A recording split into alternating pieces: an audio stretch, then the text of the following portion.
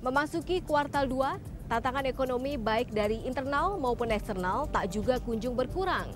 Di dalam negeri, indikasi data positif ditunjukkan oleh surplus pada neraca perdagangan Indonesia sejak awal tahun. Namun surplus ini lebih disebabkan karena turunnya impor, karena pada saat bersamaan kinerja ekspor juga menurun. Tren penurunan harga minyak dunia memicu banyak perusahaan migas menurunkan produksinya, membuat potensi pendapatan negara melandai.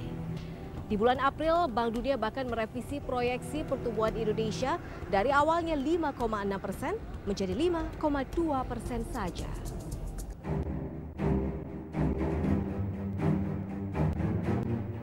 Masuk di kuartal kedua, tekanan ekonomi tak juga berkurang. Beban perekonomian mulai menggerus daya beli masyarakat, terlebih saat banyak yang terpaksa kehilangan pekerjaan akibat efisiensi perusahaan. Bank Indonesia masih mempertahankan kebijakan moneter ketat. Bank Sentral memang menurunkan suku bunga acuan sebesar 25 basis poin pada bulan Februari. Namun BI rate 7,5% yang ditetapkan membuat langkah perekonomian makin berat. Berbagai indikator ekonomi yang kurang mendukung ini bahkan kemudian membuat Bank Dunia memangkas proyeksi pertumbuhan ekonomi Indonesia tahun 2015. Pada 13 April, ekspektasi semula bahwa Indonesia mampu tumbuh 5,6% direvisi menjadi 5,2% saja. Bank Dunia menggarisbawahi sejumlah kelemahan ekonomi yang dihadapi Indonesia, termasuk ketatnya kebijakan moneter.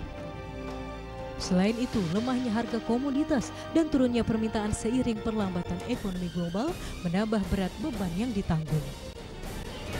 Benar saja, BPS melaporkan bahwa di kuartal 2 pertumbuhan ekonomi makin terpuruk. Indonesia hanya mencatatkan angka pertumbuhan 4,67%, menandai penurunan dalam 4 kuartal berturut-turut.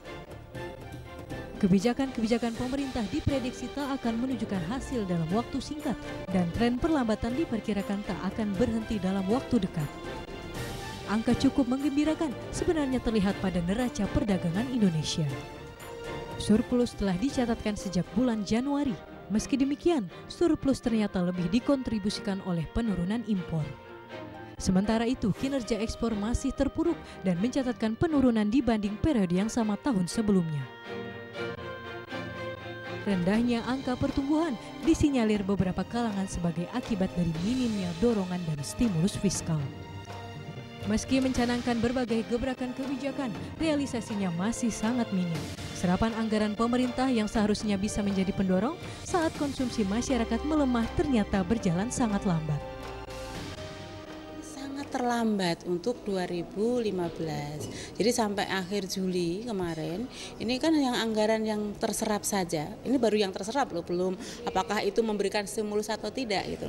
Yang terserap saja baru sekitar 39%. Nah, artinya apa? Artinya memang tidak ada daya dorong dari pemerintah yang berperan untuk bagaimana menggerakkan sektor-sektor yang ada dalam perekonomian, terutama sektor-sektor yang produktif.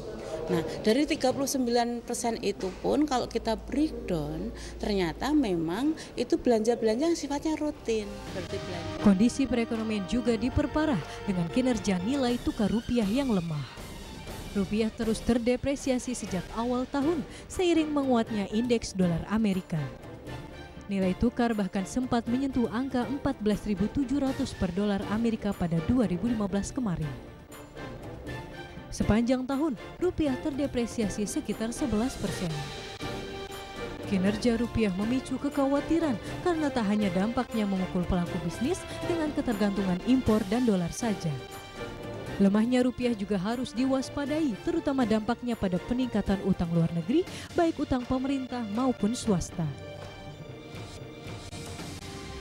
Pemerintah memang telah menunjukkan komitmennya dalam membawa perekonomian Indonesia ke arah yang lebih baik.